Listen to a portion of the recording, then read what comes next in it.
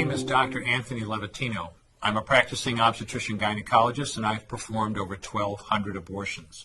Today I'm going to describe a second trimester surgical abortion called dilatation and evacuation, or D&E. A D&E is performed between 13 and 24 weeks of pregnancy. After administering anesthesia, the abortionist uses a weighted speculum, like this one, that opens the vagina widely. Because second trimester babies are so large, this greater access facilitates a late-term abortion. Late-term abortion requires that the cervix be prepared 24 to 48 hours in advance with laminaria. Laminaria is a type of sterilized seaweed that absorbs water over 8 to 12 hours and swells to several times its original diameter. Once removed, metal dilators can be used to further open the cervix as needed. Once the cervix has been stretched open, the suction tube is placed inside. A baby at 20 weeks gestation is as big as the length of my hand, from head to rump, not counting the legs. The suction machine is turned on, and pale yellow amniotic fluid surrounding the baby is suctioned out through the catheters. With babies this big, they don't fit through catheters this size. The baby's bones and skull are too strong to be torn apart by suction alone. This is a Sofer clamp.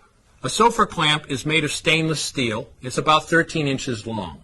The business end is about 2.5 inches long and 1/2 inch wide, and there are rows of sharp teeth. This is a grasping instrument. When it gets a hold of something, it does not let go. The abortionist uses this clamp to grasp an arm or leg. Once he has a firm grip, the abortionist pulls hard in order to tear the limb from the baby's body.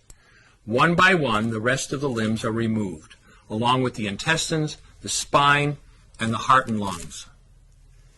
Usually the most difficult part of the procedure is extracting the baby's head, which is about the size of a large plum at 20 weeks. The head is grasped and crushed. The abortionist knows he has crushed the skull when a white substance comes out of the cervix. This was the baby's brains. The abortionist then removes skull pieces. He removes the placenta and any leftover parts of the baby with a curette, scraping the lining of the uterus for any remaining tissue. The abortionist then collects the baby parts and reassembles them to make sure that there are 2 arms, 2 legs, and all the pieces. Once all the parts have been accounted for, the abortion is complete. For the woman, this procedure carries a significant risk of major complications, including perforation or laceration of the uterus or cervix, with possible damage to the bowel, bladder, and other maternal organs. Infection and hemorrhage can also occur, which can even lead to death. Future pregnancies are also at greater risk for loss or premature delivery due to abortion-related trauma and injury to the cervix. As I mentioned at the beginning, I'm Dr. Anthony Levatino, and in the early part of my career as an OBGYN, I performed over 1,200 abortions. One day, after completing one of those abortions, I looked at the remains of a preborn child whose life I had ended, and all I could see was someone's son or daughter.